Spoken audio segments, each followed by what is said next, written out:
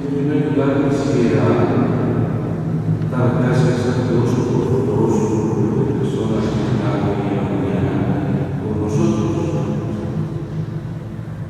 Como de vez en cuando lo hago, doy gracias a Dios por nuestro grupo, por el coro, por nuestro coro, nuestro lindo coro, lindo y apreciado coro, que nos ayuda a también orar más fervientemente. De hecho, San Agustín decía eso, ¿no es cierto? Ustedes saben, el que canta ora dos veces.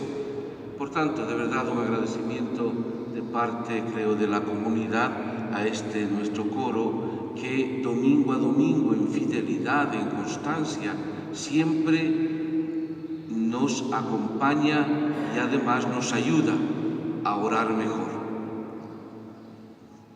Están entre nosotros, como lo he dicho al inicio, también muchas voluntarias, y el hermano Sebastián, responsable de la pastoral de salud. Damos gracias a Dios por ellas, por ellos. Están en toda la arquidiócesis.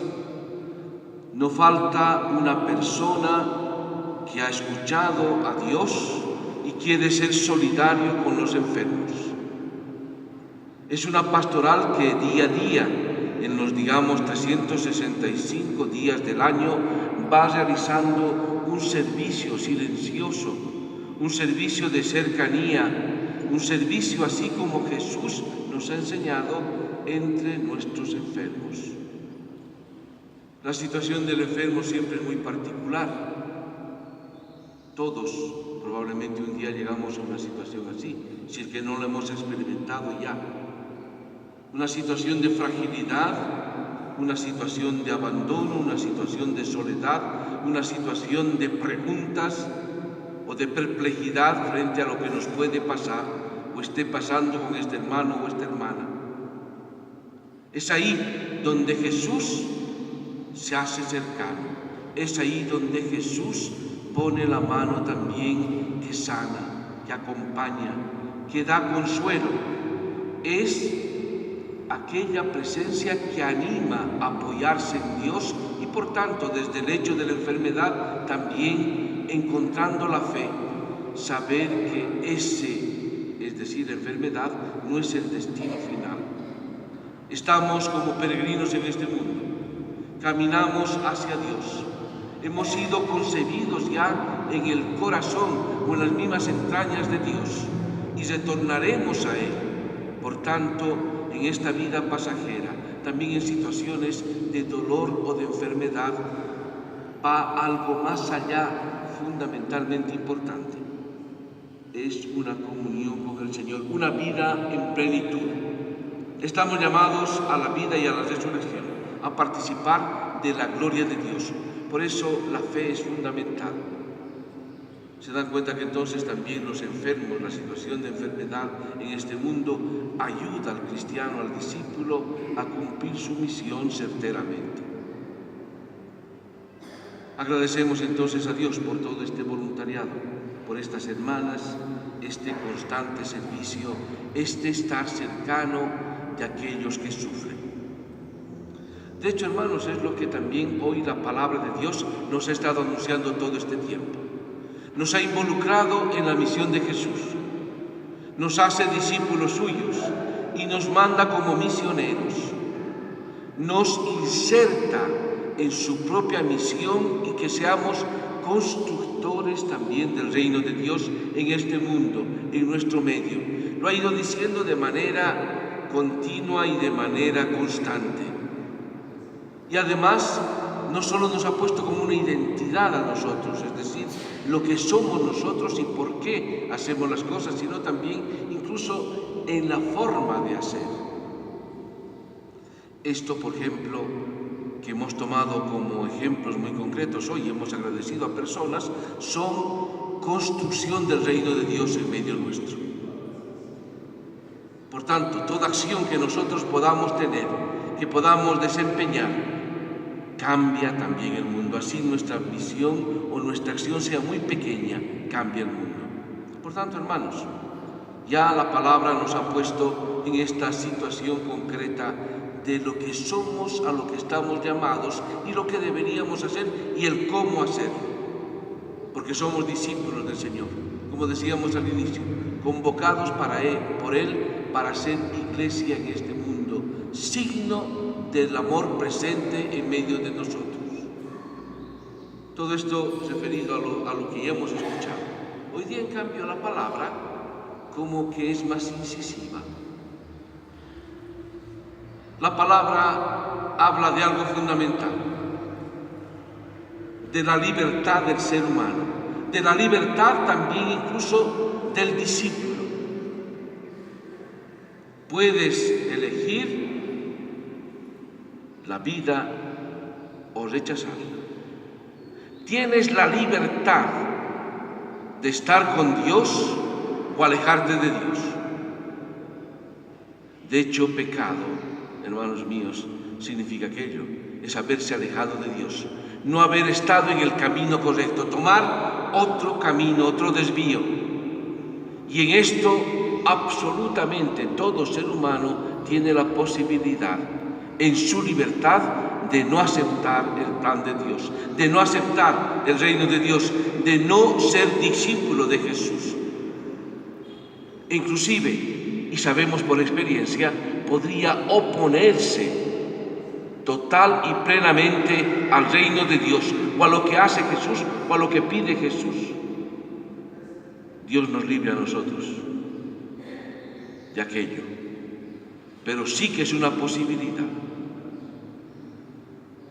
Y aunque parece que el mismo apóstol, en la segunda lectura, nos explica y nos dice que la sabiduría de Dios es la más excelente, es la mejor, y que habita en el corazón de los seres humanos, también es verdad que se puede seguir la sabiduría de los seres humanos solamente y rechazar la sabiduría de Dios, porque para ser sabios como Dios se necesita un entrenamiento, se necesita tener oración, se necesita una actitud, se necesita el Espíritu de Dios para vivir como tal.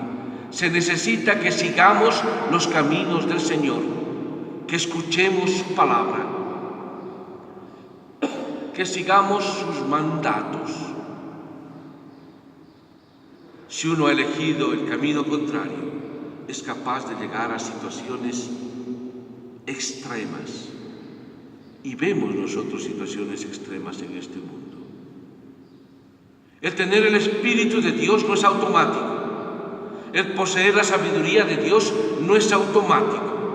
Si hemos rechazado el amor de Dios, si entramos en acciones concretas que van más allá de este amor de Dios o van en contra del ser humano y van en contra de Dios, seguramente que el Espíritu no habita tampoco en nosotros y no tenemos ni siquiera la sabiduría.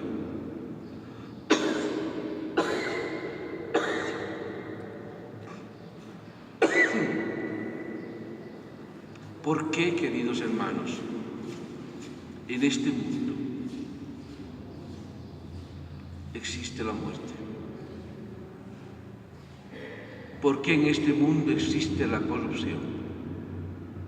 ¿Por qué en este mundo, día a día, semana a semana, somos testigos de situaciones extremas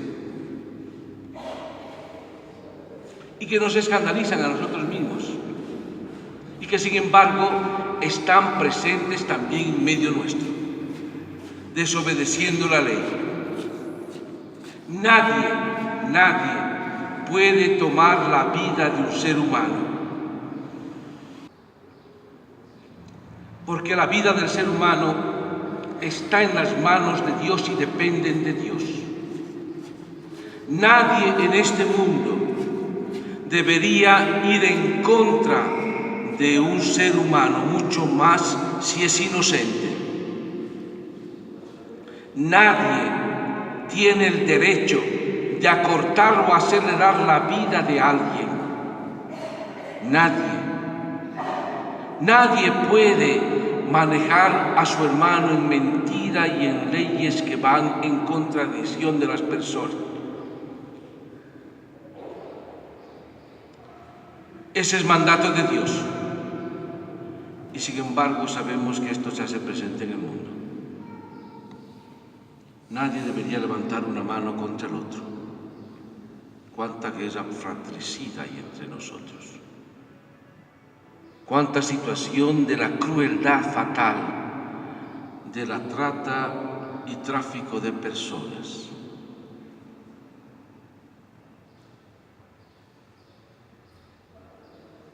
Cuántos medios destinados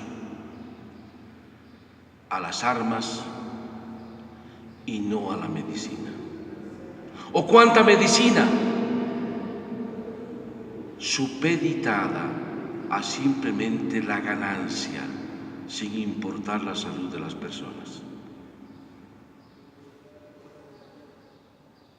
Elige hoy entre la vida o la muerte. ¿Se dan cuenta, hermanos, cómo el Señor hoy nos pone el dedo en la llaga? Es el Señor que a nosotros también nos interpela. ¿Qué es lo que quieres o del lado de quién estás? ¿Cuál es tu acción y cuál es tu trabajo? ¿Cómo vives en la familia? ¿Cómo vives en tu medio? ¿Cómo estás en tu trabajo? ¿Cómo construyes tu familia?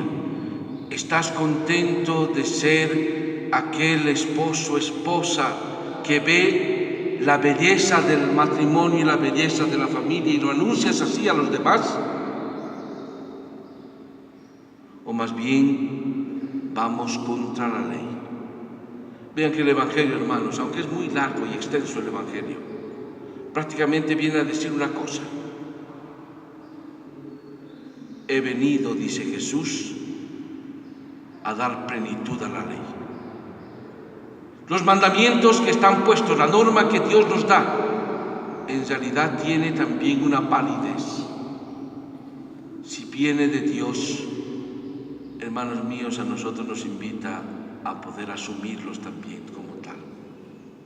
Y aunque Él llega a también superar la ley, porque dice, antes se decía, y da algún precepto, y luego dice, hoy yo les digo.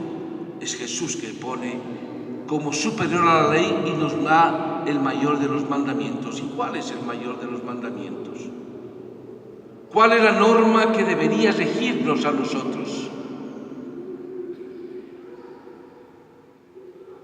El primer mandamiento se refiere a ¿qué? El nuestro. Amarás al Señor. Y el segundo, al prójimo como a ti mismo. Prácticamente se resume entonces toda la ley y los profetas en estos mandamientos. Por eso San Agustín llegó a decir aquella hermosa y gran frase: ama y haz lo que quieras. Entendido el amor en la verdadera dimensión, entendido en el amor en la dimensión que el Señor mismo y el Espíritu de Dios nos lo ha inspirado y nos lo ha dado. En el amor en que Jesús mismo ha pasado el bien haciendo en este tiempo, en medio nuestro. Se trata de este amor, no del desamor. Si a nosotros entonces esto, hermano, nos invita a construir un reino de paz, a nosotros nos invita a construir un reino de justicia, a nosotros nos invita en la solidaridad a los enfermos, a nosotros nos invita profundamente a defender la vida. Que sea así, pues. Es el Señor que lo propone, es el Señor que nos lo anuncia. Les invito de parte mía a que acojamos esta palabra. Vale la pena poder volver a reflexionar esta palabra que hemos escuchado. Que el Señor nos ayude a todos y cada uno, que podamos seguir aquellos mandamientos y como decía el mismo Salmo, para que el Señor siempre nos ayude y que esta luz brille también en las tinieblas, así como el Señor constantemente nos ha estado invitando.